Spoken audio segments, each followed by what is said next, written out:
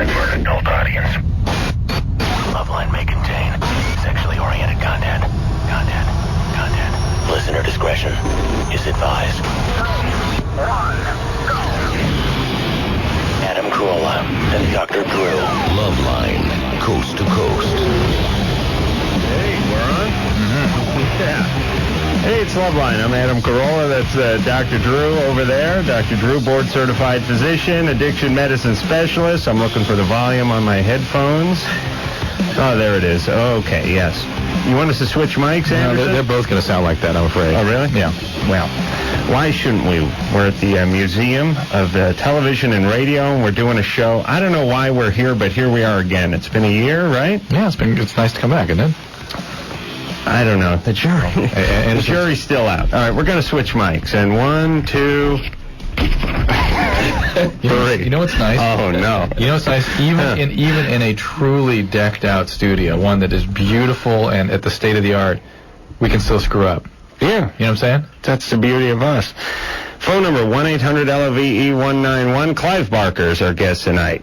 Good evening. Good to see you again, Clive. Is that working? There you are. Yeah. Yeah. Okay, good. Clive is... This is a beautiful studio. Yeah, state of the art. Yeah, really. Everything here, everything's good but the mics, ironically. Well, it's just your voice on the mic. Oh, is that what it is? Yeah, because that was my mic a second ago, and it was... Oh, now it sounds like crap again? That's right. Okay. Everyone has to excuse me because I got this wisdom tooth, or I got this problem with a tooth. It's not a wisdom tooth, but it's root canal. You're taking I'm on some stuff. I'm on stuff. Yeah, I can see I've been on stuff all day. I can see Have it. my pupils dilated? Oh, no, they're pinned. Oh, really? Yeah. Yeah. What does that mean? Look at it. Are they small? We're in a nice dark room. They should be blown, right? Look Yeah, like right. You're right. You're right. Yeah, his are Whoa. small. Are they little? Yeah. Are you flying? I'm not tracking right, but I thought Drew said I should be blown about 2 minutes ago. So your Clive who's going to be doing it. That's not... Or the curator here. All right, so I'm a little bit high. I spent the whole day in my pajamas, so, So what's unusual about that? Yeah. Clive is here talking about his 21st book, everybody. Yes. Jesus Christ. I'm still a child. And he's going to be down at Bertano's in Century City on Santa Monica Boulevard this Friday doing a signing at 7 o'clock. Cold Heart Canyon is the name of the book. I think we were talking about it last time. Clive was here pimping those figurines, which, by the way, sold out. Yes. All gone. Yeah. Every single You're going to redo them? No, we're not, actually. It was another set? There were 100. Yes, we are going to do another set. We're going to do 6 more wild figures, but the first set, 190,000, went in 2 weeks. I had trouble getting over. I had dreams for like 2 weeks after those. Yeah, there's an incredible... I don't know. It's not fair to call them models or action figures, or there were little pieces of art, kinetic art. Strange art. You know, I was I don't know who did that with you, McFarlane? Yes, Todd McFarlane. I spoke to Todd McFarlane about him purchasing Mark McGwire's 71st home run ball. Whoa. About 3 years ago for about $3 million. You did do that? Yeah. You know how much that ball's worth now? 7. Or 7 what? Did it go down because of bonds? What do you mean, did it go down because of bonds? You're such a retard, Drew. I'm high as a kite. I know you're an idiot. Did it go down? Well, it's still history. No, it's not worth anything now. It's not worth anything. No, he's actually playing with it. Oh. He's actually using it. He got his ball back? What? He did he sell that thing? I lost. Go back. All right. He said he bought it for $3 million. He did, didn't he? Yes. He said that. Yes. Yes. So now McGuire's playing with the same ball? No, now you Brits, you know nothing about sports. The point is wait, McFarlane. You heard the way he spoke to me, right? Yeah, Okay. he's just being rude tonight. Look, Go on. The audience knows what I'm saying. McFarlane bought this ball for like $3 million because it broke the home run record 3 or 4 years ago. Let me put it this way. I would imagine that the ball that Hank Aaron hit out of the park in, was it Atlanta? Yes. That would still be worth $10 million, even though the barrier was shattered quite some time ago. Well, that's a valid point. It's probably worth less after it gets broken again, but that was 25 years ago too. This is 3 years later. Got to hang on to McGuire's ball. That's all. No. The point is he spent $3 million on a ball that broke a record that no one thought could be broken. And a pound yearly. Yeah, and it's not Hank Aaron's ball. It's what's his name's? Who broke the record? Oh, Jesus Christ. You guys know what I'm talking about? The guy hits 61 and, okay. The Yankee. What's his name? All right, let's just move on with this show. Hank Aaron has the most home runs. This is home runs in a season. Right. The point is Barry Bonds now holds it, and his ball's worth nothing. Didn't he also have most in a season? Okay. No. Must be terrible. Let's just your move ball's ahead. worth nothing, right? You can find Clive. That's right. You find him signing Saturday. Is it me or is it getting like a sauna in here? It's very hot in here. And did you hear the way he pronounced sauna? Sauna. Sauna. I say jolly good. Sauner? You say sauner? Yes, Sauna. he did. I'm sorry. Yeah, it's hot, but we'll get the air going. Okay. All right, so tell us about this book, Clive. It's a book about Hollywood. It's my tell-all book. Well, we talked about it last time I was here. I said I was doing a book in which I was trying to put all this stuff about Hollywood that I'd learned in the last 10 years and really try and uncover some stuff about the town and particularly its history. I mean, I was looking back at the early years of Hollywood, the time when it was supposed to be an innocent town, and wow, it was a wild place, frontier place, you know. Was it worse then than it is now? I think it was. Are you talking about very beginning? Yes, I am. So talking about Mount the teens. Washington when they were... Yeah, exactly. And talking about 1919, 1920. And so I get some of that in the book, and then I get a lot of modern Hollywood, too. And I've really tried to, tell it like it is. Do you name names? No, It's a obvious few. what he's talking about. Yes, it is. It's very interesting. I gave the book to my publicist, and she named everybody instantly, and I thought I'd done a really good job of covering it. Did you have to research it a ton to know what was going on in the third century? Yeah, there was a lot of stuff covered up, I think. I think we have a kind of weird idea of what those years were like. I mean, we think of Mary Pickford. Mary Pickford was earning $1 million a year back then. I mean, that is a lot of money. And they were having serious parties. Are we talking about the 30s? No, we're talking about the teens now. And She the was 20s. making $1 million? Yeah, before the 20s. In the teens? Yeah. Jesus Christ. She was the highest... Kill that bitch. Is she still alive? No, she isn't. Okay. No, she isn't. She's lucky, I'll tell you that. She was... Go put a pillow on her head right now. I can't believe she made that kind of money. Effing higher. This is going to be a very difficult evening. Yes, it is. I just can't believe that Pickford made more money in 1917 than I make now. It just doesn't seem fair. She's not even on a cable show. Not even funny. All right, so you found out. Now wait, how do you research this stuff? Well, probably really those are the people that set the sort of tone for what was to follow. Oh yeah, right? They were. Yeah. Well, what's the best? I'm not going to tell. Well, I don't want to tell too much. Douglas Fairbanks. He did a lot.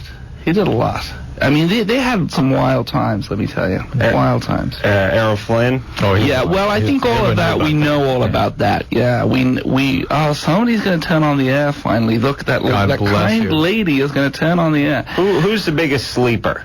I mean, who's the Hollywood star that you didn't know about that was out philandering? I can't tell the ones you don't know about because they're kind of protected. But people like Flynn were very, very wild. I think there were some stories which aren't fair. I don't think he was ever a Nazi, for instance, which was claimed at one point. But, he wanted to name his house Cirrhosis by the Sea because he drank so much. I mean, he was a wild, wild guy, and that was part of his public appeal, I think. I mean, I think people liked the idea that they were watching this guy who was out there. I don't think we have people like that now. I think we're sort of a little PC. And now that isn't to say that movie stars aren't actually being wild behind closed doors and occasionally locked doors, but I think that by and large we've cleaned up the act, which is perhaps a pity. I mean, what occurs to me immediately is like, well, Studio 54 people were still that way. Well, that's right. What sort of stopped all that was HIV, and I wonder if that's what helped put a lid on some of that. Well, you still got, Robert Downey Jr. and a few people around who are doing the drug thing and so on. But yes, I think we all were traumatized by that, right? Straight and gay. I don't like to drop names, but go on. Robert Downey Jr. called me today at home. Oh, did he call you back? Why with the back? You have to put the back. Because I know you called him. I expect him to call back and go, Jesus Christ, do not how did you get this phone number? Is that why he called you back? No, Bobby Downey just called, chew the fat, talk about Did you tell Ann about whether or not that? Yeah, I did. Ann wants to know if he's... Yeah, good kid, sweet kid, Bobby. Misunderstood, too. A lot of Well, people don't know him like I know him, but a dear friend. What is he saying? He's What not. is this? Yeah, although he admitted. I mean, I'm telling you. I believe you. You called him. Is it true? Is it? Yeah, you called him. Yeah, you want to know the range of my life? I was on the other line with a guy in Minnesota who made steel fabricated tool sheds, and I was like, hold on, it's snowing. He's sitting in Minnesota, and I'm talking to him about purlins and headers and the steel fabrication, and it's like, hi, this is Robert Downey Jr. I'm like, hey, John. Yeah, Robert Downey Jr.'s on the other. The guy's in Minnesota. He's screaming, no way. So why? What was? Some benefit thing, and I called him first. So he's just returning the call. Okay. Let's help the kiddies. Hopefully, we will get him on this show along with Anthony Kiedis from Red Hot Chili Peppers coming up real soon. Excellent. All right, you got a call there, Drew? Yeah. I want to talk about my highway patrol experience last night, too. Oh, yeah. Drew got pulled over. Later. Yeah. All right, don't John, forget. 16. Yeah. What's up, John? Not much. This weekend I'm probably gonna have sex for the first time. How old's your girlfriend? 15. Okay. I'm just wondering, like, what you guys recommend for, like, protection and stuff like that. Is she willing to get on the pill? Pepper spray. Yeah, or a knife. Tough, yeah. Yeah, she should carry that. But aside from that, is she willing to go on the birth control pill? Yeah, but I don't think for, like, right away. She wants to not in time, her mom and stuff. Well, so one thing you could do is obviously use a condom, which is probably, are either of you sexually active, or have you been in the past? No. Neither of you? Okay, so... Are you scared, John? Am I scared? No. Yeah. It's probably not going to turn out too good, you know. Yeah. Yeah. It's going to be a disaster. Why? First time out, guy like yourself, sure. Why a guy like yourself? That's unfair on John. Come on. I'm just trying to screw with him a little more. Why are we choosing this weekend, John? Any particular reason? No, we've been talking about it a lot, and I don't know. All right. Good reason. Well, John, here's the deal. Condom is a good protection, but it's only about 80 to 90% effective. And I think it's really important that you keep the emergency contraception around in case the condom fails. All right. And that's something she would take as soon as possible after an unprotected encounter. It suppresses the egg from being released, so you never get pregnant. You never have to worry about, is this some sort of abortion pill? Because it isn't. It just works just like, it's just not as effective as a normal contraceptive, normal birth control pill taken before the intercourse. And how effective is it? It's about, taking the first 24 hours, it's in the 80-90% range. So if you put that together with a condom... Well, it's if the condom fails is when you're taking the morning after. But you don't eat the condom, right? No, you don't eat the condom. Well, some of us do. Some of us do. Oh, yeah, that's right. Clive has one of those alternative lifestyles. Don't go there. Bill, 30. Bill. Yo, how you doing, guys? What's up? Hello. Yes, hi. Hi, Clive. Hi there, how are you? I'm doing pretty good, thank you, sir. I'm calling to ask about some, I don't know how to properly classify them as warts or blisters on the tip of my penis that I've probably had at least since I was 15 years old. First of all, this is. I realized last night when I tried describing to someone what a blister looks like. How is it that people in this country don't know what a blister looks like? Well, and by the way, if you had a blister that... Hang on a second, Bill. If you had a blister that lasted 15 years, would you then begin to think maybe that's not a blister? Well, I'd give it 20 before I... Blisters are stuck on. They're on top of the skin. They're a bubble. Okay. That's a blister. Maybe the best way to classify this is like, actually, I'm thinking like a blood blister, actually, because it actually seems like, like dark blood that, like when you get a blood blister, those things do develop in the penis, usually at an older age. It's like a birthmark at a certain point, isn't it? There's some stuck on little bloody growths that can, you in fact called me about that one time. I did? Yes, you did. What I had? In a panic, you called me one time. About my penis? Yes, you did. I was talking about Clive's. Get out of here. That's what you were calling about. How would you know anything about my penis, Adam? Listen, you know how you know about those stars? Don't even go That's there. how I know about your penis. I got my sources out there. And, if it's flesh-colored, you think about the pearly penile papules, but this sort of stuck-on blood color, dark purple, those are normal also. And they're usually more towards the base, though, so... All right, well, listen. If Sounds like Bill's okay, though. Yeah, he's fine. 15 years. Yeah, as if it were something. He said he had it since he was 15. We don't know how old he is. He's 30. He's 30. 30 now. How do you know he's 30? It's on my. Says it on the You're very clever. You know these thing. He things. said 30 at the time. Oh, I'm sorry. I missed that. Clive was not as acute a listener as you were. threw it out. Even high, Adam. My pupils look, seriously. They're tight. They're pinned. They're pinned? Yeah. I mean, your pupils, they should be, I imagine mine are good, moderately big. large. You're worried now in case something. You should see a tiny rim of iris, right? Right. Yeah. What do I got? Tiny dots. Tiny dots. What is that, from the painkillers? Yeah. Okay. Good times. And by the way, since I'm going to tell a Highway Patrol story, they should be on the lookout for you. You should be driving home tonight. Yeah. Thanks, Drew. Charity, 25. Give my plate number. Yeah, I will in a few minutes. Stay tuned. Jerry? Charity. Oh, Charity. Charity? Yeah. What's up? I have a question for Dr. Drew. Yeah. What information he has on HPV? As far as what? Like if it's curable. Because, I mean, I've been told, actually, it worked for me. I've been told it had. It had what? It was curable. Well, it's not curable. It's controllable, and a certain percentage of the time it goes away. This is warts again, right? Warts, human papillomavirus. And the complications of HPV... What's the matter, Ann? Okay, she's had a puss on. Yeah. The complications of HPV... Why are you taking 2 wart calls in a row? That's why her puss is on. Okay, all right. Come on, Drew. Use your brain here. You're acting like your pupils Go. Just take no notice of the high man in the corner. All right. The complications of HPV, the growths, the precancerous growths, that sort of thing, that's curable. Okay? Well, so the HPV itself is controllable, and then it often goes away on its own. So what's not curable about it, though? Well, there are certain viruses that persist, and you can't really, there's no way really to tell which one you've got. And the ones that persist tend to be the ones that increase the risk of cervical cancer, so you have to screen more regularly and have to get those little precancerous changes taken off whenever you get them. How long have you had it? Well, I haven't had a bad pap smear in probably about 5 years now because I took... So it's probably gone. I took a bottle of herb, and it's called BS-C. No, that's not why it went away. It goes away on its own. Okay. Okay. Yeah. Right, it'll show up in a pap smear? Yeah, absolutely. Very good times. This is a guy who's 28. Guy? Hey, how you guys doing? Good. Hey, Guy, how you doing? Good. First of all, Adam, Drew, only 2 smarter men than me.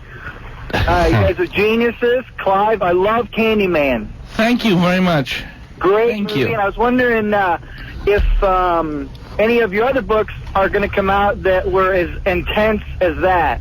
Yeah, actually, we're doing a movie over at Warner Brothers called The Damnation Game, which is based upon one of my novels, which I think is probably going to the most intense thing we've ever put on screen. I'm hoping. When is that out? It's just going to screenplay right now. It's a book I published 12 years ago, I guess, 13 years ago, and it's a heavy book, and I was delighted that a big studio wanted to do it. I think, they want to do something which is as intense as The Exorcist. That's what they've been saying. So if we can pull that off, it'd be great.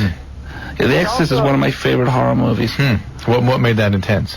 What made the movie intense? Yeah, I mean, what is it you're looking for? I think it's a kind of relentlessness and a kind of seriousness of tone. Horror movies, to be really scary for me, they just need to be serious. I don't like the tongue-in-cheek kind of stuff. I like movies to be...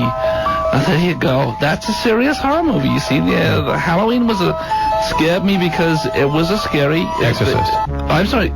That was you're right. The Exorcist scared me, and Halloween scared me because they were serious pictures. Is that Halloween? That's Halloween. The first right. one was Exorcist. Right, but You're Halloween, right. What's that? That's man? The Shining. Yeah. The Halloween did have an Exorcist. It did, a kind of a homage to that kind of. Who was that guy who wrote Tubular that? Bells. Tubular Bells, right. Now this is Halloween. Oh, yeah. There you go.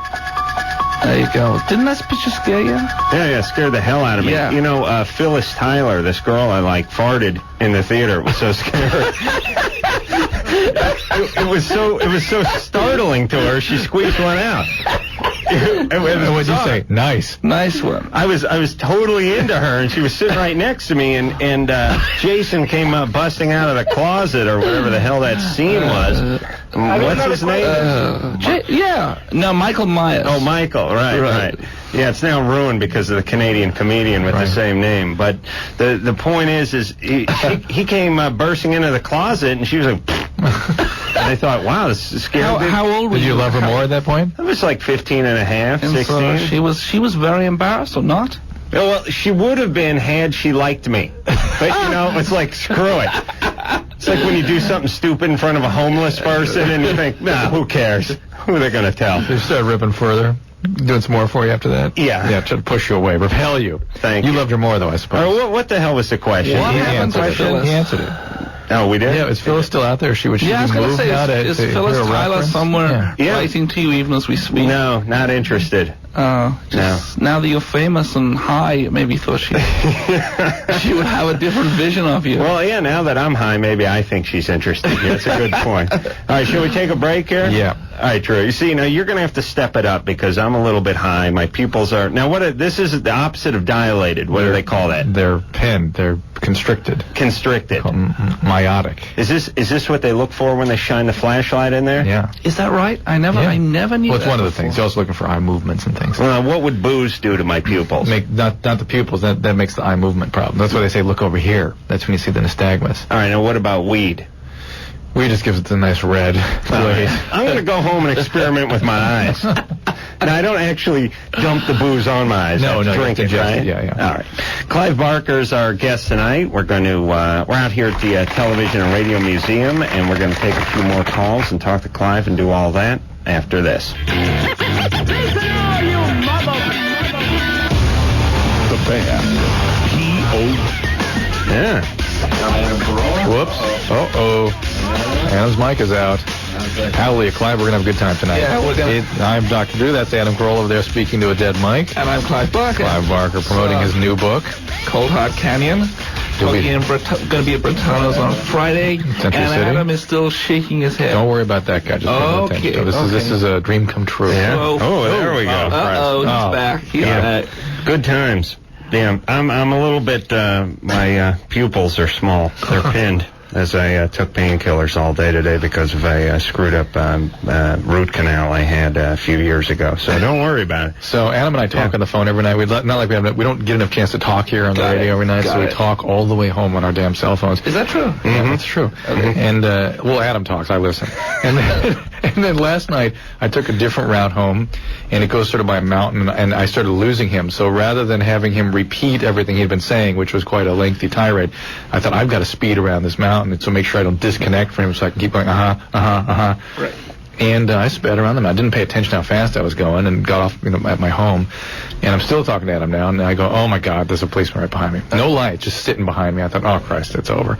And Adam goes, he'll recognize you. Just shut up. Don't worry about it. He's going to let you go. I thought, what are you talking about? I was speeding? I didn't get a ticket. And he goes, no, just shut up. He's going to let you go. I swear to God. I thought, oh, the lights come on right then, right as you said that. Yep. Right as I pulled into my garage, Drew was looking at rollers in his rear view, and I thought, oh, I'm so glad I'm home. This guy pulled me over, and he goes, you're going 90. It's like, oh my God. I had no idea. I was going that fast. And he let me go.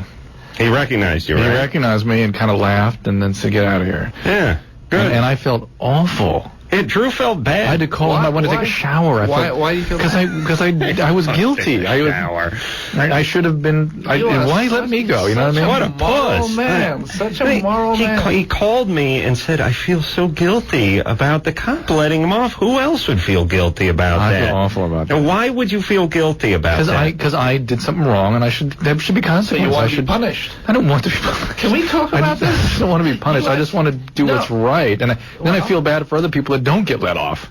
Why me? Well, because that's my self-worth problem. See, I'm not worth being let off. You're mid-level B/C celebrity. That's why you got off. Please, the guy was so nice too. He was so. It made me feel even worse. Listen, so I appreciate it. Okay. That's nice. I'm really appreciative too. I am appreciative. He's but probably listening, and you should say thank you. I thank you. I am, but I still know that I'm walking around feeling like crap all day. True.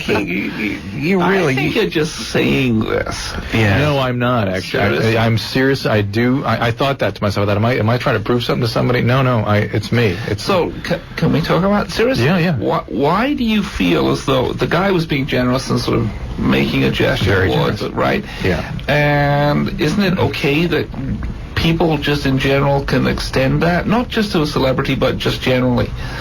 It's a mix for me of not feeling like I'm the one that's worth having that extended to, because I was wrong. I was just flat out, I screwed up, you know? Right. And there are other people that probably need the break more, and why the hell should I get it? I don't feel right about it. That seems fair. Okay. All right. You should be punished. I am every night in here for 2 hours, for Christ's sake. Clive, you have a dungeon in your house, right? I have a dungeon in my house. Actually, I do. Yeah. And you live pretty close to where we are right now, right? Yeah. I can Drew by. I can take him home and punish him. Little cat of nine tails. I'll straighten him out. Cat of 10 tails, right? Oop. You ready? Yeah. Oh, that's right. Radio. Oh, it's my husband. Was he calling? Yeah, saying, what are you doing with Dr. Drew? Andrea, 24. Andrea? Or Andrea? Hello? Andrea? Hi. Hey. Hello. Okay, my problem. I think I have a great sex drive. As soon as I get into a relationship, right, as soon as I know there's a commitment or something, I don't know, this is what I'm guessing it is, my sex drive disappears. Like, I just have no interest. Not that I don't have interest in the person. There's a lot of reasons that can happen. One is that you're sort of fearful of getting lost in the relationship, that you get sort of sucked in so deeply that you're going to be vulnerable in some way. Does that sound familiar? Yeah. Another thing that people do is that if there's no quality of withholding, they're not aroused. So if this guy is completely available, if it's not being withheld, it's not fun. It's not arousing anymore. Yeah, but that's not a chick thing normally. Yeah, it is. Yeah, but women grow up knowing that guys are good to go. Yeah, but they need some. That's where a lot of that desire for the alpha male type comes in. They need that withholding quality to be that negativity in order to be attracted. But is the alpha male a withholding quality? Alpha male. No, isn't the alpha? Yeah, it's like it's strike and then leave. Well, that's not withholding sex. That's withholding love. Right, and this is now someone who's she's in a committed relationship, and now no arousal because it's not being withheld anymore. All right. Well, listen, I don't understand, Andrea, how you have a good sex drive and then lose. Well, okay, let's put it this way. Before I really know that they're, if I have sex with somebody before I get in a relationship or whatever, before I actually know there's a relationship, like I can have sex all the time with that person. But as soon as I know that there's a commitment there, it seems to disappear. At least that's what it is, that it's a commitment. I'm lost on exactly just to cover all bases. Now, first of all, I just want to cover all bases to make sure that when you're in a committed relationship, you don't change your sort of biochemistry by getting on the birth control pill, for instance.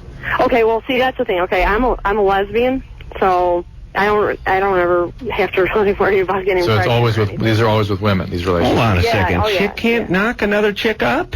Really? No, those aren't real penises. The ones you see in the film. Really worried about. I was wondering, because it's like, the chick is white and the penis is black, and I'm like, what the hell? And there's that strap. I'm sorry. I'm sorry. Your dreams have been destroyed, right? Yeah. You were hoping to meet one of those women, right? Right, yeah. Finally have the moment. Nice white. Well, I mean, the best of all worlds. You got a woman with a penis. She's white, but the penis is black. Yeah, but you want the black penis for yourself. The thing is, you want a man with a vagina. Right. No, you're right. Right. I don't want a woman with a penis. I want a man with a vagina. Okay. You want to be a lesbian. Yeah. No, he wants to be gay male. I like to be gay. Really? Yeah. Andrea, can we just break in a moment and ask Adam why he wants to be gay? Well, I like the lifestyle. I like the recycling. I like the dual income. The gays take care of the neighborhood. They recycle all the time. Okay. I mean, look at Santa Monica Boulevard. I drove down here I took Santa Monica all the way down. You could eat off of the street. It's beautiful. He likes hanging out with men, not with women. Right, I like men. right? Right. So the only thing that's stopping you is the penis. No, the penis. Oh, the penis. Yeah. Right. That- Yeah, the sex. I can't get past that part. Yeah. That's Yeah. geez. Tough. But you know the whole lifestyle, like you can have you have separate rooms, or you can, right? No. The gay guy will go for that. No. You go to that part of the house, Phil. I'm going to be not a over real here. relationship. Wait. Not That's not a real relationship. Yeah. We have I'm not sorry. My apologies. Did you hear my that? husband and I have a big double bed, and it's is that working? That's better. Yeah, I don't think that's a true relationship, is it? That's the kind he wants, though. That's what Adam But wants. you can. He's not as needy as a woman, right? Needy is good, isn't it? In a relationship, you want to be needed. Wanty is nice. Needy's tough. Okay, well, wanty's good. I mean, clingy. You know what I'm saying? Okay, maybe, but are all women clingy? I think that's you could go. Well, ironically, my mother the is not lesbians clingy. are. My mother is not clingy. Oh, really? No, she was never clingy. She just. Remember, is that her mom that gave you the story about the male in the public restroom? No, that was my father's Your father's mother. My father's mother. But my mother's mother lived to 101 and one. She was never clingy. Wow. She just wanted to have a life, you know. I think that's terribly judgmental to say all women are clingy. All right. Adam judgmental? Clive. How dare you? Listen, I'm trying to compliment the gays by saying I enjoy that lifestyle. Hanging out with guys and recycling and doing work around the house. What is this recycling? I don't have any literature to back it up, but I know gays recycle much more than any other group. Okay, Andrea. Born gay, the life is to live gay. What? I don't know. Andrea. Yeah. So, did you recall what I said at the opening of your call, that sometimes withholding is something people find arousing, or getting into a relationship is scary because people sort of have a fantasy that they're going to get lost in it or become vulnerable, and that diminishes arousal, right? Yeah. And if you've had abandoning experiences in your childhood or at other times in your life, that can make being intimate very scary. And when you're scared and you're sort of feeling tentative, it makes it difficult to be aroused. Do you use a strap-on? Occasionally, yeah. Oh, really? Yeah. What's the point of being lesbian if you say, here, put this penis in? I don't allow people to use it on me. I just use it on other people. I see. All right. Good times. Like on the bus. Yeah. All right. We didn't help her, but let's keep going. Yeah. I thought she was nice. Yeah. Jay? She was very pleasant. Yeah? You're 15? Yes. Hi. What's up? First I want to say, Adam and Drew, I'm a huge fan. Thanks, Jay. You're in our favorite city. We love Chicago. Yeah. Chicago.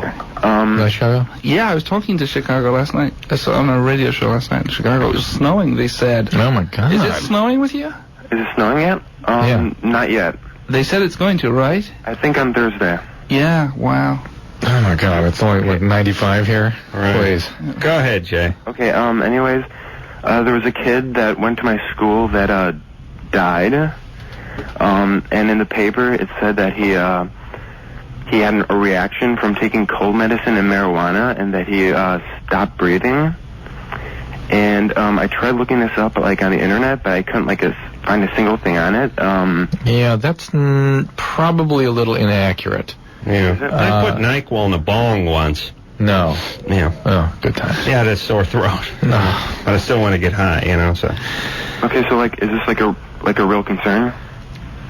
Well, marijuana, I know of no cases of death from marijuana of itself or in relation to other substances being used really significantly contributing. I suppose it can contribute to seizure. And if you're doing drugs that, like cocaine or speed or ecstasy, that could risk, precipitate a seizure, it might add to that. Seizure can, secondarily, you can die of seizure. Jay, why? Do you got a plan? Not really. Okay, so what do you care? I'm just curious because I think we're talking about stimulants here. I think the cold medicine was just probably one of the several stimulants he was mixing together. That's what I would bet. Did you know this guy? I didn't, but my sister was pretty good friends with him. So you have to take a lot of medicine to stop breathing. You can stop breathing from alcohol if you drink a ton real fast. There's a lot of alcohol in those colds, right? silks. And so that's one possibility. but usually people are using for the dextromethorphan and the other sort of elements in there that can cause... Sorry, what was that? What is it? Dextromethorphan. Oh. Drew, what about doubling up on the pain medication and having a little red wine, after a radio show, let's say? That's cool, you can right? stop breathing. Doing Why don't some you triple up? recycling, what? Yeah, and recycle. Yeah, And, you could recycle it, huh? maybe. Look, You could feel like what gay, group, name me a know? group that recycles more than gays. Name it. Are you talking about just gay males or gay females too? No, gay females don't recycle. Gay males recycle. I see. That's my thought. I don't think this is true. Yes. I don't recycle. You gotta remember- I don't recycle. You understand? Significantly. You're They may reacting toss to you out. him generalizing, but just notice how I the am. language rolls off the tongue as referring gays. the The gays. gays. Yes. You see, I don't like He'll that. talk about the blacks and Yeah, the Mexicans. I don't and like he's that. not racist though, Clive. No, okay. But make note, not racist. What, not what did I say? Gays or a-gays? gay folks. Thinking gays? Gay people, What do you want? gay guys, but Gay folk. The gays? I'm not sure about the blacks. See? No, he's The gays, the blacks, the Mexicans. No, I don't like that. Okay. The gays sounds like some terrible sitcom. The gays. It'd be great because their family called the gays, but we they're started straight something. family, but there's always confusion. Antics ensue. The gays With are coming to hilarious open house. Oh no. Get out my two dads. Drew, you want to let's squeeze in one more call before we go. Dwayne is break. 31. Dwayne, what's up? Hey guys, how's it going? Good. I had a question for Clive. Yes. Hi, you are awesome, by the way. Thank you, Dwayne. You're my favorite author, actually. Thank you. And I'm psyched to hear about the Damnation game going to movies. I can't wait. It's going to be a while, but I think it's going to be a cool movie. Well, I'll be there. I was also wondering, I'd heard about a year ago that Thief of Ollies was going to be put into a movie. Is that... Yeah, well, we've been trying that, and it's gone into turnaround at Universal, which means that the script is now available for anybody out there who wants to make the movie.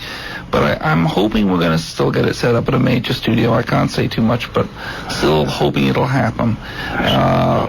It's just... it's hell out there right now. There aren't a lot of movies Being made right now, and it's very... It's very tough. There's not a lot of horror movies or No, there aren't a lot of movies. Because of the terrorist thing, people can't decide which way is up. It's very, a lot of movies got turned around immediately after the events of September the 11th. People are very doubtful about what kind of movies to make. Yeah. I don't think horror movies are really high on people's agenda right now. I had, Drew, because I was on the painkillers, you tell me if I've talked about this before, but I had what I thought was an ingenious idea. Oh, God. Just the other day, which was, remember... Condom loader again? No. Yakov Smirnoff, the Russian comedian. Yeah. He was real big in the 80s. Right. Is this a real comedian? Yeah. Now you need Yakov Smirnoff, he'd just get up there and tell really bad jokes that would beat up Russia during the Cold War. Yeah, and he made millions out here, millions. And now he has like a theater in Branson, Missouri. Now you need the Osama version. Right. Abu Couscous. And he gets up there, and we do the exact same routine that Yakov did. With a different accent. Well, yeah, different. Yeah, no doubt with the accent. But all we do is swap out Brezhnev and Bin Laden, and we're there. Huh. Yakov was a horrible hack comedian who made millions because he had this whole thing where he would beat up Russians, and Americans would pay millions to hear him talk. He'd get up there and he was a Russian guy, allegedly. I never heard of this. You never heard of Yakov Smirnoff? No. No? Audience? Yeah, Yakov. He did like commercials. He was huge in the later 80s. Really? Mid 80s. All right. He'd get up there and he'd do like really bad jokes.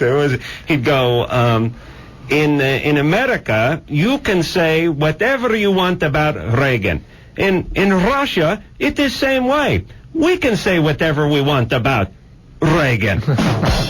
Yeah, and I got millions of dollars for this garbage material, but the audience would eat it up because we hated the Russians. So I'm just saying, if we get some sort of Afghani stand-up... Wait a second. The Afghani stand-up. The Afghani stand-up. Yeah, but his name is... What was his name? Abu Couscous. We got to go to break. We got to go to break. All right? Take a little break. not all right. That's him. Clive Barker, our guest tonight. We'll be right back after this.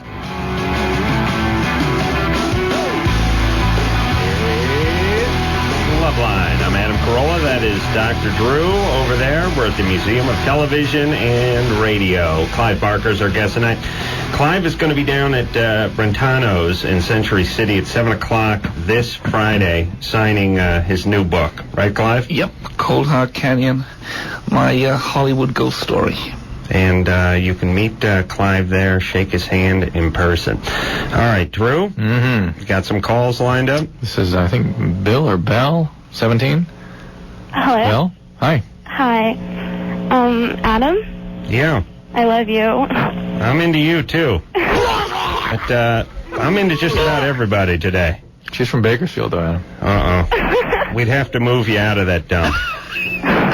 Horrible. Yeah. What kind of maniacs raise kids in Bakersfield? My parents. So. Yeah. Yeah. All right, so what's wrong, baby? Well, my boyfriend broke up with me a few days ago, and I'm just, like, dying right now. And I was wondering, like, I don't know, I was going to marry this guy. I know it sounds stupid because I'm 17, but I really loved this guy. And I don't know, it was, like, a long-distance relationship, but we were together for a while, and everything, we even talked about marrying, and, like... Would you read a book from... If I gave you a book, would you read it? Maybe. No. Okay. But, Maybe? he broke up with me, and I was wondering what's the best, I know, I keep hearing different things what to do, like, to get him back, and I was wondering from your guys' point of view, what's the best way to, like, win a guy's heart back? Getting back is one of the worst plans of all time. I know, but I can't help it. Well, why did he dump you? I don't know. He said his feelings changed. But see, the thing is, like... He has another girl. No. The thing is, like, a few days, like, the first time we did it, you know? Yeah. Like, after, we've been together for a while, and we did it for the first time, and he started acting all weird. I don't know. I mean, he was all loving and stuff after, but then he started acting weird, and... Where is he? Yeah, well, how long distance? Where is he? He's in London. Oh, my God. That's long distance. Yeah. And how long has he been there for? Huh? How long has he been there? For a while. And what makes you think he doesn't have another girlfriend? I trust him. Oh, no, Val. Val. First off, London and Bakersfield are virtually the same place. I don't know why he would feel the need to move. Number two, he's probably gay if he's English. He's English, right? Yeah. A lot of gays in England, yeah. No, he's not gay. A lot of people think he's gay. They live in London. The gays and the English. Actually, a lot of people think he's gay. I don't know why. Who? There you go. He's not gay, though. Does he recycle? No. What's he doing? Oh, no. What's he doing in London? He has a job there for studying, and he goes to conferences and... Is he older than you are? Huh? He's a lot older than you are? He's 21. Oh, okay. Too old. He has another girlfriend. No, I really don't think he has a girlfriend. I'm pretty sure he doesn't. Okay, but the point is he was very plain with you by saying his feelings changed. He wanted to marry me, and he said he loved me, and he used to write me poems, and he had an orgasm. He wrote poems. Come on, he's gay. He's not gay. No, he's not gay. He's probably writing a poem about recycling right now. No. Then he had an orgasm and it was over, right? Is that what happened? I don't know. He's like, what rhymes with vulcanized rubber? He wants all this relationship, and we had a really deep relationship. Then he says his reason when he broke up with me is like that, you know, I'm not ready for the relationship you want. And then he said something when he was on the phone, like he wasn't sure how he felt, and then he's like, I can't explain how I feel. I have to write it in a letter, and I'll send it to you. And he just sounded really upset, and he's like, I have to go. And he's like, well, he just wanted to push you away and get it over with, and that's it. He feels guilty, he feels bad, but it's over. So you've got to accept what. Don't hang on to this. Do not. He was my first. Belle, that it's normal to feel awful. Everyone has to go through this. Let's get through it.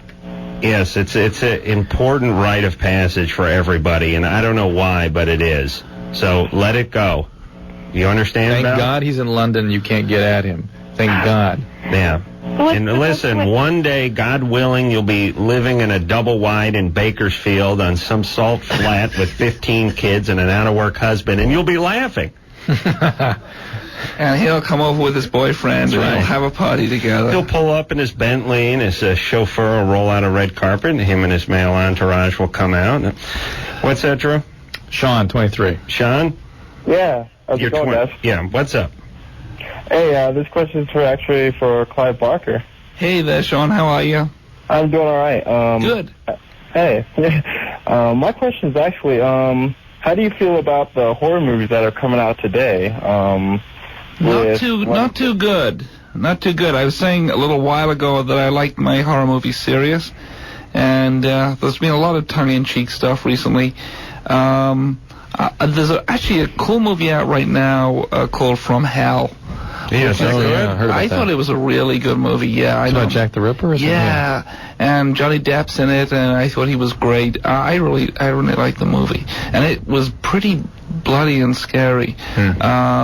What about the English accents? Were you okay with that? Very good. Very good. Very, very good. Did Heather Graham don an English accent? She put on a good English accent, I thought, yeah. And the picture felt kind of real. It was kind of gritty, and I don't know much about the Jack the Ripper murders, but the little bit I knew, it seemed like they were really trying for something. I thought it was a pretty good movie. But it was very serious. I liked that stuff. And actually, you'll like this in your present state, because Depp plays this detective who is, an opium fiend. Oh, interesting. And that's actually a really interesting sort of take on it. And he has these laudanum visions. He takes laudanum and absinthe as well. Yeah. And he has these visions of the murders. I think it's a pretty cool movie. Don't you hate? I hate the fact that him and Brad Pitt are great actors. These pretty boys. And he's a musician too. And I just want to kick him in the nuts. Too much. Yeah. I hate that. I hate when really good-looking guys are really talented and versatile. Doesn't seem fair. No, it's not right. No, he's very talented. He's miserable, Adam. It's all right. Don't worry. You know what I was thinking? Miserable. Oh, no, he isn't. I was watching TV. I was real high today watching TV, with drugs, and I thought if I was a chick, I'd have a huge ass and a flat chest. That's what I thought. That's bad? That's why did you think thinking. that? I don't know. I don't know why. We got a break. That's low self-esteem. We're at the Museum of Radio and Television. Clive Barker is our guest.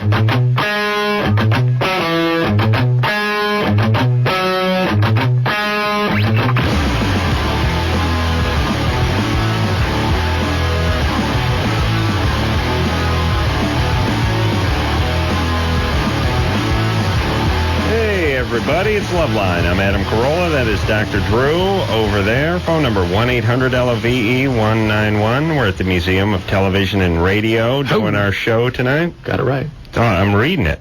You kidding? Clive Barker is our guest tonight. He's going to be at Brentano's in Century City. He's going to be signing his book on Friday at 7 o'clock. That's October 26th. Cold Heart Canyon is the name of the book. It's a book that Clive spoke about when he was on the show just a few months back, and is now out, or will be out? No, it's actually out. It's been out about a week and a half. Given that, when we last talked to you, we last had you on the show, it was before September 11th. Yes. And given that you've only been in this country for 9-10 years, yes. What are your perceptions on all this? I think they're pretty universal, aren't they? I mean, I called my mom the day after, and she was sitting in Liverpool in tears. This is a human response. It's not an American response or an English response. It was an appalling sight. It's an appalling thing to keep living with, don't you think? Turning on the news, and there it is, and the images of loss, those images of the flyers on the wall. I found. Have you gone to New York and seen that? No, I haven't. It's extremely moving. Man, I've seen it too. Yeah. Just the film of it, overwhelming. Yeah. Overwhelming. And I think, I'm really proud of this country right now. Oh. I mean, I feel like I want to be an American. I want to become a part of this community in a more solid way. So I'm going to, not be a resident alien very soon and become a citizen. A citizen. Wow. And I think that's being pushed towards that decision has been pushed forward by what happened on September 11th. And what's involved with that? A lot, actually. You need to answer a lot of questions about the country. You need to, go down to the court and raise your hand and swear yourself in. And I think that's cool. You have to apply for it, too, right? You have to wait apply in for it. It line. actually takes, I think, a couple of years to actually do. Yeah. But I want to be an American. Or why are you, hasn't your visa run out? I mean, shouldn't you be getting out of here by now?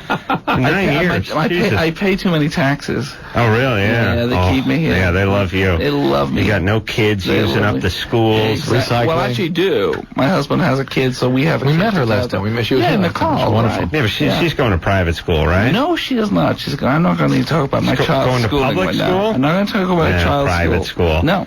Okay. She Vinny will soon. is 14. Vinny? Yeah. Hey there. Hey. See, my dad drinks a lot, and I wanted to know how I can talk to him about it.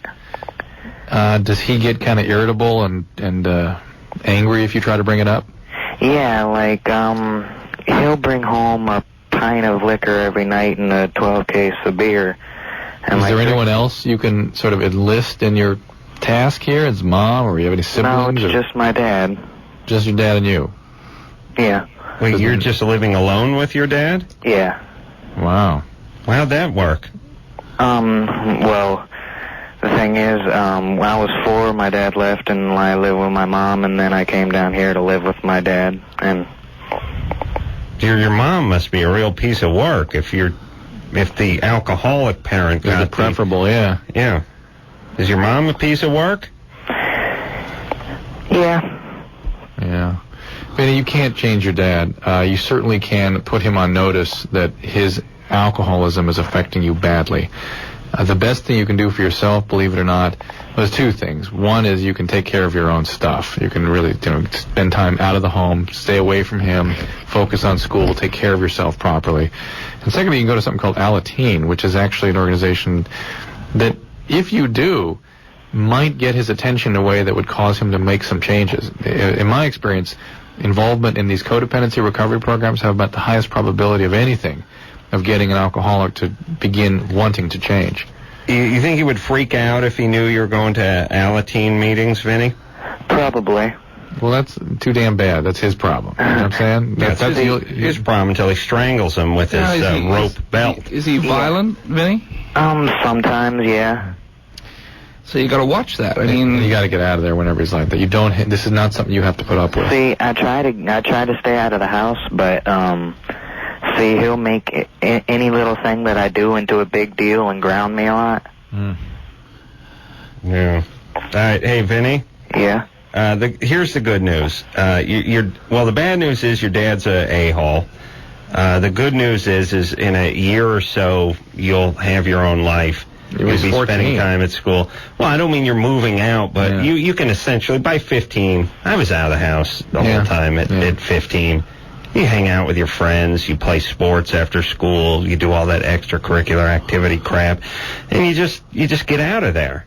Home is a place where you keep your clothes and you go to sleep and you leave the next morning. It's like living at the Y. You have your popcorn can you crap into like you did. Oh, true. Why do you gotta... What was that? I missed It was that. a decorative tin of popcorn. I was locked out of the house. You had decorative popcorn? No, It those Christmas tins that they sent around the big popcorn. Gay. Yeah. Those big, no gay male would ever. Oh, okay. Yeah, I wouldn't do this. Those tins that you send around. Yeah. This was his loo, as it were. His what? I was You're kidding I was me. not skipping to it either, by the way. You are kidding me. This is what he would crap into. Yes, no. Wait, and it's okay. He'd dump it once every 3 weeks or so. Wait. 3 or 4 I'm weeks. sitting opposite a man who crapped in a popcorn can. Well, if you want to put it that way, decorative popcorn can. But that yes, changes everything. well, it had a nice snap lid on it. It was a metal so it tin. keep the smell down. It wasn't. You see, everyone understand. It's not like there was. To the right is the popcorn can. To the left is Zsa Zsa Gabor's toilet. To the left is a slab of concrete. Yeah, I was exiled from the house. I was living in the garage. Oh, okay. And we didn't have plumbing in the garage, you know. Yeah, I had to shower with the hose. Yeah, why was he exiled? I want to know this. Why was because my stepmom was evil and my dad was a pussy. And Dad, if you're listening, you know you're a puss. And he just sat there. He was spineless. And she didn't want me in the house, so I was living, I was like 18.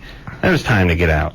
So I got out. She knew you had the popcorn thing going? I'm not so sure she knew about that. I didn't want her to find out. That's how they clean the cat box. And I didn't want my Uncle Vince to find out because he was the one who gave me the decorative tin for Christmas. And I'm sure that was not part of the plan for him. I'm sure he didn't say to my aunt, well, when he's done with the cheesy corn, he can go ahead and take an ass in it. Yeah, it was bad times. Well, look at me now. Yeah, you're literally a millionaire. Literally a millionaire. That's good. Transformed. Yeah. Nikki. Oh, what's that? I don't know. Nikki? Sounded like weeping. I think Nikki hung up. I think it was your father. Wow. The puss? Check on that line and see what that was. It did sound like somebody. Yeah. Amber? Yeah? 17, what's up? Huh?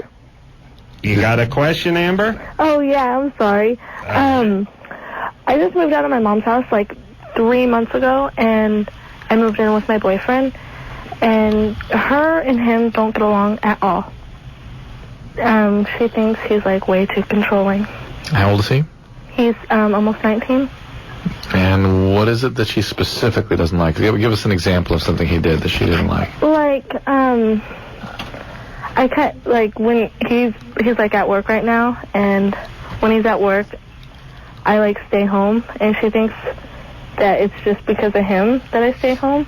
Which, I mean, he doesn't like me to go out with my friends a lot. And okay, well, wait a second. You're living at his place, right? yeah, And why did you move out of your place? because me and my mom don't get along that well. When we live together, we just... Where's your dad? My dad, I don't know where he's at. Okay. And so is your mom, is she a good woman? Is she a hard-working woman? Yeah, I mean, she has my little brother. He's 4, and I mean, she's a single mom. She's really good. I mean. Okay. And is she all wrong about this guy? Well, not all wrong, but I mean. There's got to be something altogether different on Mom's mind than he's just preventing her from going out at night. There's something substantially wrong with there. She has some heavy feelings about this guy. Yeah. All right, what are they? She just thinks that he's acting more like my dad than my boyfriend. No, Amber, that's not BS. If we were speaking to her, what would she say? It wouldn't be that he's out at work at 11:15 and she's at home. Yeah, that would not be what she would tell us. What would she tell us? She would say that Amber has to check in with him all the time. Would she talk about how he looks or what he does for a living, or does he do drugs or alcohol? Are these kinds of concerns? He doesn't do any drugs or alcohol. I don't. And I mean, what does he do? like fine. I mean, it's like perfect. What's he do for a living? What does he do? Yeah. He works security. Oh, bad times. And does he have like a 3-story mullet or something? No. Has he got a bad hairdo? No. What's up? Tell me what kind of hair he has, because I'll tell you, if I was a judge, I would just focus on the hair. It's like a short buzz cut. Mm-hmm. All right. And he's never hit you? No. He's good to you? What? He's good to you? Yeah. All right. Well, then you just stay with him, and your mom will come around. Yeah, I don't know what the problem is. But what if she doesn't? I mean, I want. Well, who cares? What's she gonna do? I mean, you're living with him, right? Yeah. That's what she doesn't like. That's what she doesn't like, Amber. She doesn't like that her 17-year-old daughter's moved in. Live with him. What? She didn't like him when I didn't live with him. Well, maybe she saw the direction this was all going. She didn't like the sort of intensity of this relationship for you at your age, perhaps. You're going to have to ask her precisely what really is going on with her, because whatever it may be, maybe it's something that's really genuine and you could learn from and help get some guidance based on her feelings. All right. But all you've got now is smoking nothing. BS. Okay? All right. You really helped her, Drew. You got nothing. Well, he didn't ask whether she loved him. Yeah, she said Oh, that. they all guarantee, love 'em. Yeah, I guarantee they'll say that. Oh, okay. Oh, you want to bet on it? No, you guys do this every night, I'm sure. Well, Right. Let's I'm ask sure. her. Amber? She's gone. He told her to get off the line. Amber? No. All right. Here's the deal. Oh, who cares? Go ahead. I'm done. I'm done helping. Dank was 20. Dank? Hold on, boys. That's what it says, dude. Not much, man. Actually, I had a kind of an interesting question for y'all. I've been like kind of seeing this girl for a little while, and we were out drinking some beers the other night. I actually started to kind of get freaky.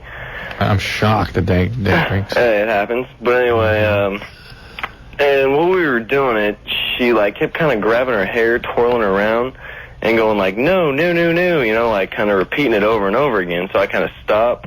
And like, what the hell's going on here, you know? And she'd be like, no, don't stop, keep going, you know? So I keep going, and she'd keep doing it. Like, she just kept like kind of, I don't know, putting her head back and saying, no, no, no, no. She kept like kind of just doing it over and over and over again. I couldn't figure out what the hell was up with it. Like, she didn't even seem to know what was going on. And I mean, I thought it was an isolated incident, so I just, you know, kind of forgot about it. And then next, I don't know, a couple of days, more or less same thing happens, and she keeps doing it. So it seems to me like it's some kind of track record, like something might have happened to her. I was just wondering if you guys had any decent idea on what was going on. Did you ask her? No, I mean, I don't know. It just didn't seem like the thing to do. Like, hey, baby, why Let me interpret what the balloon over his head is. She might stop having sex with me if I bring this up. Yeah, that's not the talk. Yeah, just, still going More or up there. less. Yeah, of course, Dank. More or less, man, but I think you guys might have an interesting idea. What was she? Like, You say she was pulling her hair? yeah, she kind of like was pulling her hair like to the side, and I mean, twirling her hair. Did she look like she was having a good time? well, yeah. Did she look? Yeah. I mean, every time she'd be like, no, that was great. Yeah, keep going. So at the end of it, she's comfortable. She's not being hurt in any way. Yeah, exactly. Like, I'd honestly thought I was like hurting her or something, so I just completely stopped, and she kind of like, you know, gathered. Maybe she's playing out some kind of fantasy. I mean, once in a while, you know. I mean, was she on top of you? No, I was on top. She's twirling her. I can't. Like, I'm having confusion with the hair pulling part. Yeah, that's what I don't I mean, the head goes back. No, I know you don't understand it either, but we don't understand it even further because we don't understand what you're saying. You're on top of her. Right. And she's on her back. Right. And she's pulling her hair to one side. No, both sides. She's like pulling it both ways, Whoa. like kind of moving her head like Two hands like Pippi Longstocking? Yeah, but like kind of, you know, just like grabbing handfuls of hair, like pulling it side to side and saying, no. I think she's just having a good time. I think it's playful. Right. I think it's play. I think there's nothing wrong with play. If she's having a good... can I say this? Sure. Yeah. If she's having a good time and she's not being hurt by the experience, you know, pull your own hair. Yeah, what's... You know, match her. I agree. Let her relive the rape of 20 years ago at her father's hands. Mazel tov. I agree with That's Clive. along the lines I was thinking. I mean, I don't know. If she's having a good time, what's the deal? Let's put it this way. There's nothing characteristic about that behavior that we can share with you that will sort of crack the code of what's going on here. The only way you're going to find out is when you ask her. Oof. All right. Yeah, I know. It risks, of course, the sex perhaps being interrupted. Well, maybe getting better. Who knows? Yeah, that's right. No. Drew, are you manning this thing? Yeah, I didn't know you were done. That was a moment. That's an image, isn't it? Yeah, the push me, pull me thing with the hair. I think he's scared that if he opens Pandora's box, he's going to get more information than he wants. That's right. Some other box is going to get closed. Sure, quite literally. Sean, 29. Hey, Adam. Hey, Drew. How you doing? Hey, say hi to Clive Barker, too. Hey, Clive. Hey, man. How you doing? I'm good. How are you? Good, thank you. Good. I actually called to talk to you. Oh. First, can I say something real quick? Of course. It's not my show, but I'll go to it. No, I was asking Adam. I wanted his permission, but to all you Loveline listeners, listen, all you idiots that know how to read. Yeah.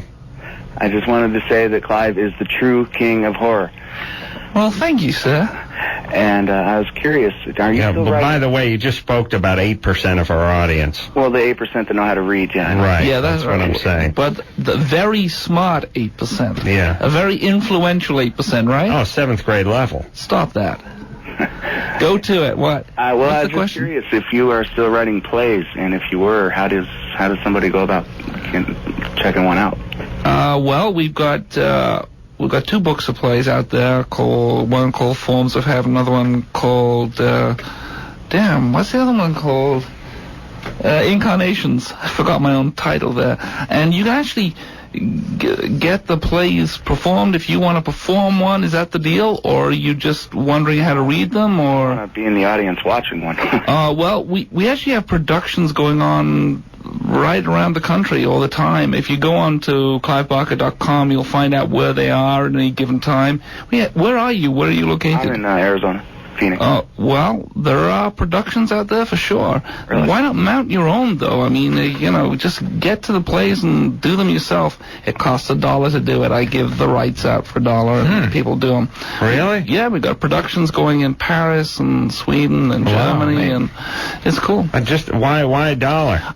It's just a nominal sum, and then I just want people to just go out and have the freedom to do the plays. I just don't want to make money from it. I just want people to have the fun of doing them. You know what's funny? You sound better charging $1 than you would be doing it for free. Well, you can't legally, for some reason, you can't do it for free. There's a reason why it's a contract. Right. If you actually have the passing of $1, so it's a nominal sum, and then people just go and do them.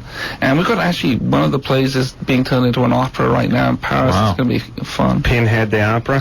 Why not? Why not? My head hurts. Pinhead the musical. Yes, I'm sorry. Where's Andrew Lloyd Webber when you need it? You really could do something. Someone should do. I mean, there's Phantom of the Opera is the only. Is that the only horror opera or horror musical? Aren't there opera? I'm not very up on operas, but aren't there some operas which are kind of scary? No. Well, yeah, there are a lot of violent, scary, and awful. But horrible things happen to people. It's all about sort of Italy in the 15th century and all the intrigue and there's murder and poisonings and you killing each other's kids. 400-pound chick and a Viking. Yeah, that's my image of opera right there. All right, Drew, you got one more before we go to break? No, we're going to break now. Oh, we are? That's what Ann says. All right, we'll do that. Clive Barker's our guest. We're here at the Museum of Television and Radio, and we'll be right back. Hey, everybody, I'm Adam Carolla. That's Dr. Drew. This is Loveline. Tony Hawk coming in tomorrow night. Yes, the great Tony Hawk. How come we didn't have any System of a Down music tonight? I don't know. All right, well, we'll hear it later on. The night is still young, Drew. We're at the Museum of Television and Radio. There we go. There it goes. Yeah. Clive Barker is our guest. Clive, you can find at Brentano's in Century City. That's one of those places where the books are kept, but not the one where they lend them to you, right, Drew? That's where you buy them. You have to buy them. What is that one called where they hand them to you? Library. What's that? Library.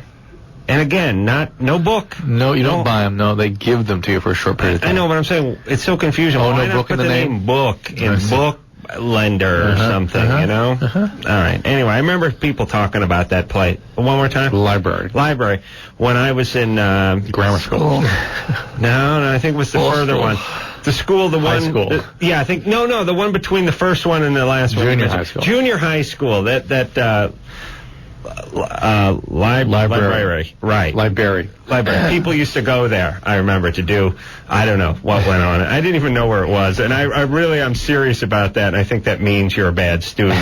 When you go to school for 3 years and it's not that big a school, and then you think back on where the library was and you realize you don't know where it was.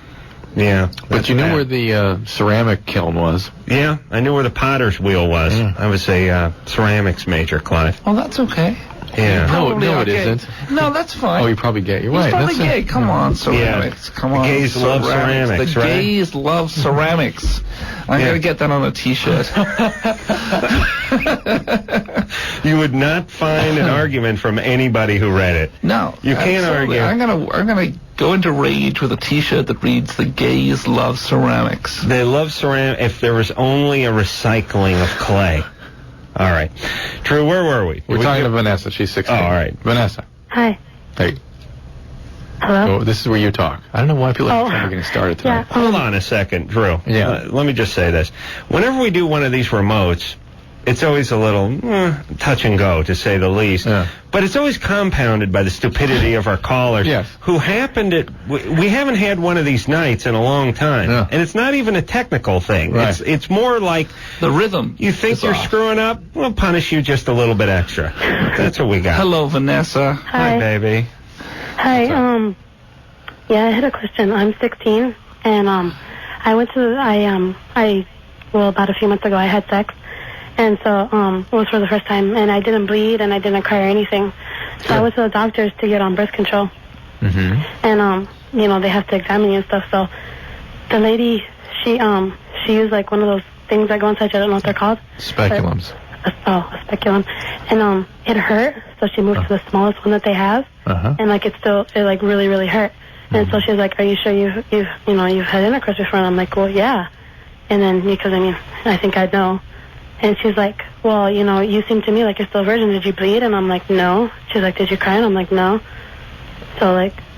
You're really working the crying angle here. Did you bleed? Did you cry? I've never asked a patient that Very before. kind of medieval. Yeah. I mean, they cry when Drew slaps the bill on them, but normally that's the only tears that are shed. She really asked you if you cried? Well, no, because I told her that I didn't. So that's how I was like. She kept pushing. I didn't cry on the doctor. Well, because she kept on. I didn't cry. I don't know. I didn't cry. Well, because like she kept on saying, like, "Are you sure you did it? Are you sure you had it?" You're going to say, "Did your boyfriend have a very small penis?" That's what you're going to say. No, I was going to say, "Did your boyfriend give you a lollipop for being such a brave soldier?" Thanks, Glenn. Nice having an audience, isn't it? The gays love lollipop humor. The gays love lollipops, full stop. The pottery and lollipop humor. Ceramics and lollipops. So, Vanessa, how could it be that you didn't have intercourse? It's not the case, right? Well, I know I did. All right, so that's it. So you had intercourse and you were having maybe some spasm, or you were nervous when you were at the doctor. Well, maybe her hymen wasn't ruptured fully by the intercourse. Was that the doctor was saying you have a hymen? Nah. I don't remember any of that. Was this a doctor you were seeing, or? Yeah, I went to the doctor to get birth control, and it was a gynecologist. Yeah, a gynecologist. Hey, do you know what a hymen is? No. Oh boy. You think it's a Jew, right? A what? A Jew? You think it's a derogatory term for a Jewish person? No? Hymen. Hold on. You're a 16-year-old girl. You don't know what a hymen is? No. You know what a cherry is? Yeah.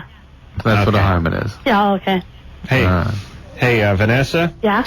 I want you to drop out of school right now. It's not working. It's just not taking. They don't teach me that. I never heard of hymen. Believe me, it's been brought up. It's just your Teflon. It's all that knowledge slides right off you. You start working, baby. You hear me? Yeah. Okay. All right, and listen, use protection, okay? Yeah, what did you do for protection? Because you were not a virgin, okay? No, well, that time I used a condom, but now I'm on birth control, so I figure... All right, good. Yeah. All right. All right. Take care. All right, take care of yourself. All right, let's take some more... what percentage of 16-year-old girls don't know what a hymen is, do you believe? You know, we get that not uncommonly here, that the cherry is the term that they comprehend. Yeah, but that was actually very shrewd on your part. Isn't that okay? I mean, it's who uses the technical terms anyway? Everybody. Really? No. They're all saying hymen? Come on. I think, cherry's the one. Yeah, I think that's right. Debbie. Yes. Okay. That was a good, solid yes. Let's see if she can follow through. What's up? Okay. Oftentimes, not every time, but when I'm having sex, I have a discomforting pain, and I have to stop having sex, and it's like a cramping type pain. Like a period pain. Way more intense than that. But so it's a visceral, deep visceral pain, right? Yes, very deep pain. Have you had a pelvic exam recently? Oh yeah, definitely. Oh, of course. And did they see anything? Oh no, I'm totally good like that. Well, the common kinds of things that cause this are infection. There can be infections in the uterus, infection in the tubes, ovarian cyst, endometriosis. Well, wouldn't you feel that pain without the sex? Or why does the sex bring that on if you have an infection? I'm good like for that. obvious reasons. Hold on, shut up. If you had a little cyst on your hand, you pushed on it, it would hurt. Hold on a second. Would you shut up?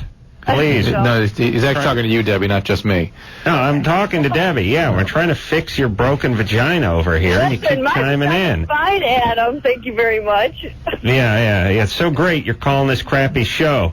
No, listen, I like you a lot, Adam. Don't start with me, all right? Yeah. It's too late. He started. Too late. Listen, I'm high as a kite. He's taking no prisoners tonight. Yeah, that's right. What's happening now is he's coming down. That's why it's getting bad. That's really, give him another pill. Don't you two start up with me. I'll turn this place into a car wash. I'll tell you right now, take this whole place down. All right, hey, she has cramping though. What I'm saying is that's how viscera hurt that way. And if it's just sitting there, it's okay. And you hang on, Debbie, and you push on it. It's like pushing on an infected, like a piece of. Imagine your soft tissue. She isn't infected. She's telling us she isn't infected. No, she may. Did you go tell them that you're having these kinds of pains? It's just when he's hitting it like really deep, you know. Well, maybe it can be normal too. It's just too deep. You're actually stirring up viscera. Right, but it's like it's a really deep pain though. So It's I can't even urinate or anything like that. I can't have a bowel movement or anything.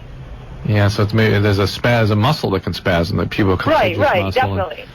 And again, that creates kind of a visceral discomfort sometimes. So how long is this guy's penis? Yeah, that's the next question, isn't it? Do you have a very well hung boyfriend?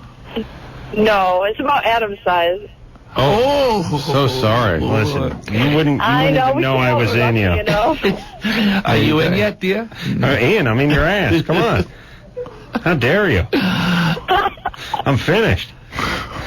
You left the room. Thing then, right? Well, it can be. Again, I would make sure you discussed it thoroughly with the doctors that are treating you. Make sure they hear that there's a lot of pain and they look for infections. You got to look for these things. So, Art, 18. What's up, Dr. Drew? Not much, Art. What's going on? My girlfriend has a question, but she wouldn't get on the phone. She just wants to know that is it safe? It's been 17 days that she's been on birth control. She just wants to know if it's safe to have sex yet. Which pill?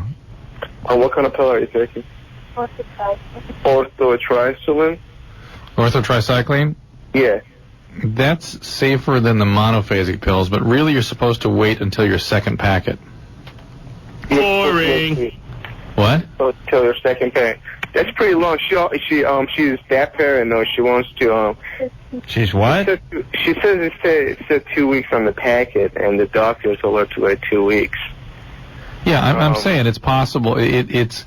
I for a while was saying on the triphasic pills people could go ahead and have sex during that first month, but I think I've reconsidered that, and to be really safe, you should wait till the second packet. But their doctor said it was fine. Go ahead. Yeah, I mean, I don't know why you're questioning his advice. Yeah. All right, Wayne, Arizona. Hi, I have a question for Clive Barker. Hey, Wayne, how you doing? Pretty good. I love your stuff. I think Hellraiser is one of the best horror movies ever. Thank you. But there was a movie recently called Jeepers Creepers. Yes. And, you hated it, and I loved it, right? I saw commercials for it, and I thought it looked hopelessly retarded. Yes. But every ad I ever saw for it said you loved it, and I don't know. I went to go see it based on that, and it was hopelessly retarded. I was just wondering if you really like that movie? Yeah, I really like that picture. The two horror pictures I liked this summer, that and a picture called The Others. I saw The Others. Yeah. That was good. I thought it was a cool movie, difference of opinion, but I really liked the picture. Well, what was Jeepers Creepers? It was one of those kind of movies. Wayne's got a point in terms of the retard of the plot, but it just kept going and going, and I was scared by the picture. In the end, horror movies are like comedies. They either work for you or they don't. Right. You can't be intellectual about them. They either scare you or they don't scare you. Some people find Jim Carrey very funny. Some people sit there with an expression on their faces like, what the heck's this? Right, that's us. Is it really? Well, I find Jim Carrey is talented. Okay. But I don't find him as funny. You see, I watched Dumb and Dumber and the tears run down my face. Oh, really? So well, I guess he was funny in that. Just a question of taste, I guess. He's, he's definitely a talent. Yeah. No doubt about that. But there's a lot of guys that are really talented that I just recognize as talented, but I don't really like their stuff that much. It's like musical taste. That will be my point about horror movies, exactly. You either like them or you don't. You can't sort of intellectualize. Drew got The Shining the other day, by the way, which he has still not seen. I don't think that's a scary movie. Oh, you don't think The Shining is scary? No. Unacceptable. Sit there. No wonder you like that Jeepers Creepers crap. See, don't be mean about a movie I like. Hello? You didn't. You're being mean about The Shining. I like The Shining. Kubrick's dead. It doesn't matter. Is it overrated? I think so. I think it's a very overrated picture. But is it? But I think it's a great book. I think it's a great book. Oh, that's what it is. Mediocre movie. Yeah. See, all you geniuses, you screw yourselves because you read the book and it never holds up. Well, Del. Sometimes. We're having a conversation here, Drew. Del? Yes. What's up? I've got a situation where I've been seeing this girl, and she's a girlfriend of mine for about 6 months, and she seems to be well experienced in the lovemaking field, and I'm just a little concerned about it. You're gay. She's really my first real girlfriend. And she just is wanting me to always try new things, and we've only been dating for a short while, and the stuff we're already doing, I think, is plenty. And I'm afraid to tell her I'm not really interested in the unusual thing that she's asking. Well, give us an example. Yeah, how unusual? Yeah, what is this unusual thing she's asking for? Like when we're having sex, she'll want to put something. She thinks I want something in my rear or my butt, I guess. She thinks that'll make it better for me, but I'm already fine with everything, you know. You're saying you're functioning okay without something rammed up your ass? Can you imagine that? Yeah, I mean, whatever. Yeah, it takes all kinds, I guess. Do you think she's asking for something like that to be reciprocated to her? Maybe that's what the message is. Well, I guess I hadn't thought about that. She's asked me to slap her a couple of times, so Oh boy. So I wonder if it's just the fact that she's almost 2 years, 2 years older than I am, and I just wondering. And she's really my first girlfriend, but I got a feeling that maybe she's had quite a few. I don't know why this sounds bogus to me. Me too. It's absolutely what I was saying. Why does this feel bogus? You know why it feels bogus? It's a feeling. Because this chick would not be sleeping with Del. Well, not only that, he wouldn't. Nobody 20 that sounds intelligent like Del would think that this is because she's been with too many guys. Yeah, that doesn't fit. Del, we don't believe you. Okay. Well, I get bogus the moment you. Yeah, is she around? What's that? Is she? Can we talk to her? Yeah, actually. Where is she? Well, she's in the other room, but... Well, go get her. Go get her. Okay. And put her on. And do a good voice. Okay, well... I didn't tell her that I'm calling, so she's going to be saying... Oh, this is going to be a moment. We'll put our kid gloves on. Okay, and the thing about, putting that thing in my bottom... We shouldn't mention that. We shouldn't talk about it. We'll be very delicate when we broach that. What's her name, Del? Roberta. Okay. Yeah. No, I've got a rear end the size of a mason jar. There we go. Finally, the punchline. Thanks, Del. Great. Okay. I got bogus. I feel good about myself. We got there eventually. All right. Bye-bye. Good try. Yeah, what is it? You guys are really, can I just say, you guys are really good, because I would always, I think, give people the benefit of the opinion in case I was wrong. I swear, when you get that feeling that it's not real, have you ever sort of called somebody and it's we have, serious? I think it's been quite the other way. We've had the feeling, but the content of the call has been so serious that we couldn't really address just in case you were wrong. It's just too serious. People really sort of hamstring us with that. They'll talk about somebody's suicidal and they're you wouldn't want to be wrong. Even if there's a 1% chance, you wouldn't want to be wrong. It would be inappropriate to even discuss about bogus. Yeah. But as we've talked about many times, people always say to us, how can you comment on these people's lives? You don't even know them. Right. And I always say that's the point. You can't. Not knowing them helps. And you can't see them. That helps too. It's just the quality. I mean, that's what it's like a vibe. You did television. Right? Did it change when you were on television? Well, we were doing them on the phone most of the time. Yes, okay. Yeah. But then you still had guests. You were looking at. But it is true. When you're looking at somebody, you're factoring that in. Yeah, sure. Making a judgment on their appearance. Yeah. You almost have to as a human being. And also, there's a difference in your interaction when they're face to face with you. Yeah. I mean, there's no doubt. I had a definite bogus feeling. I'm 2 sentences into that guy. Right. Yeah. And also, there's a certain math, which is this chick who's been around the block 1,000 times is not going to screw around with Dell. Young Dell. I think, no, you know what? I think that was just you trying to figure out a reason why to make sense of it. why your feeling wasn't right, why it wasn't working. All right. We'll be right back. Yeah, we're going to take ourselves a little break. Clive Barker's our guest tonight, and we'll be right back after that.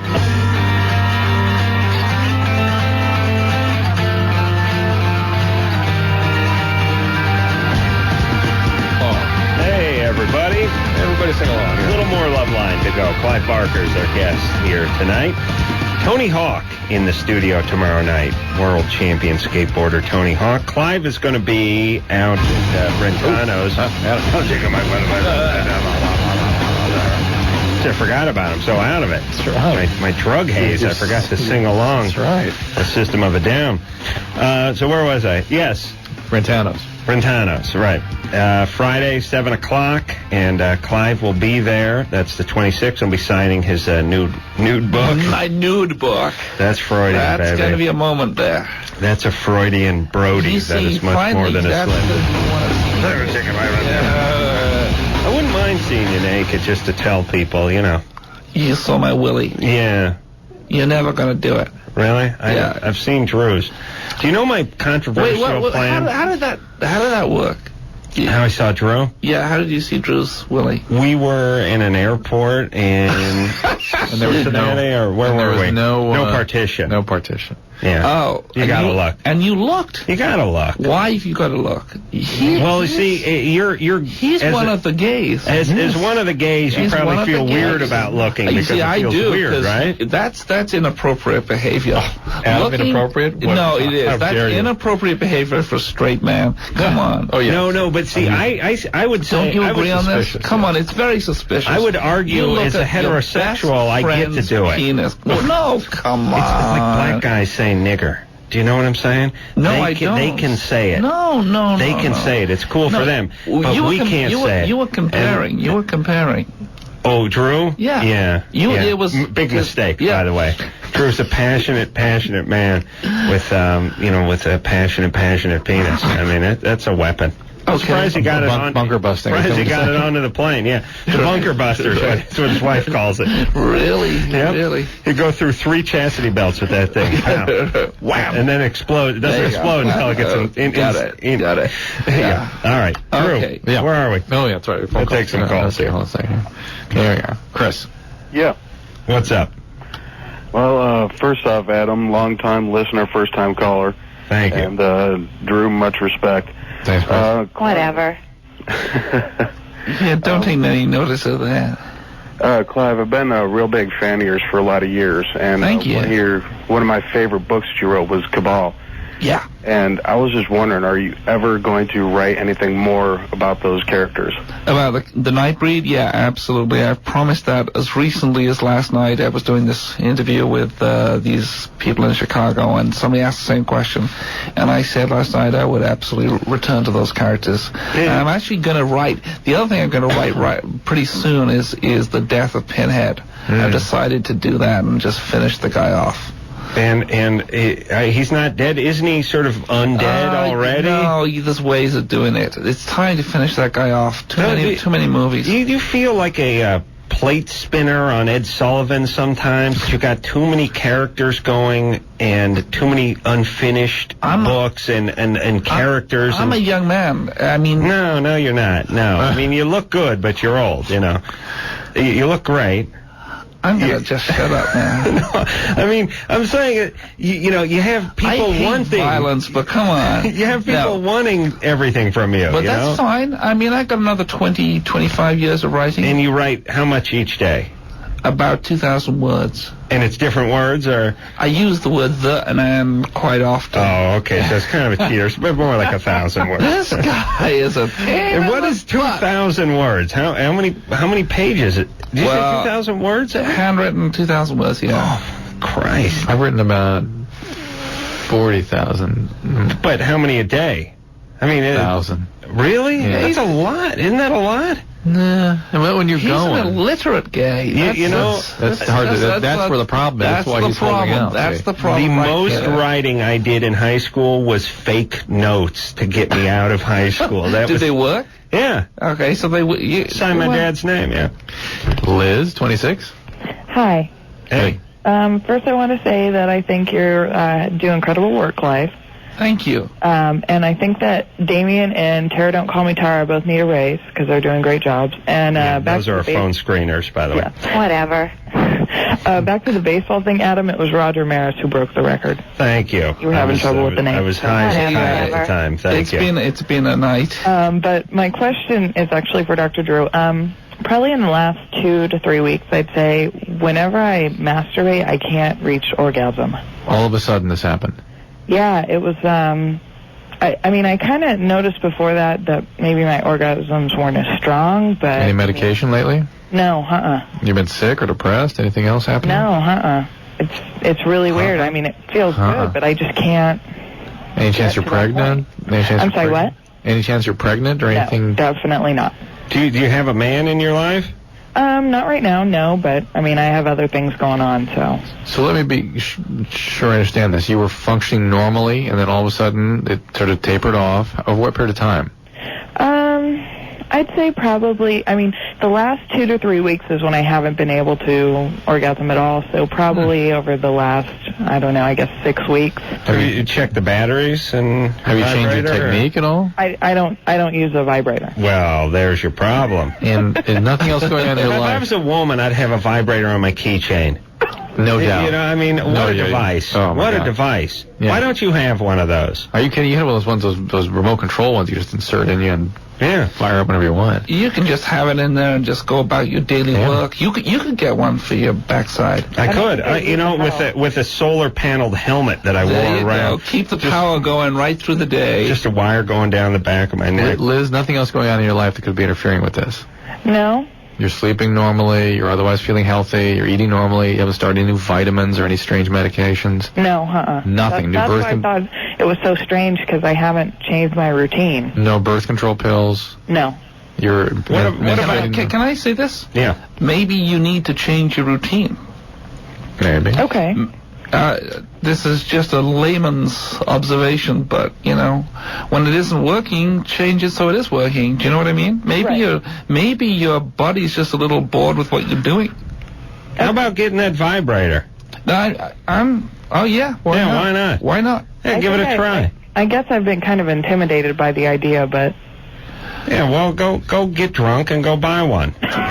Go to town. And don't get the big one. Don't get the Badger or the Badger? The widower maker or something like that. The Dr. Drew. Right. Don't get the Dr. Drew's Bunker Buster. Don't get the Bunker Buster. That would be a great name for a vibrator. True, we got to patent that. That's good. All right, well, real quick. No, we got to go to break. That's it? It's time. All right, we'll be back to wrap up and wrap down with Clive Barker after this.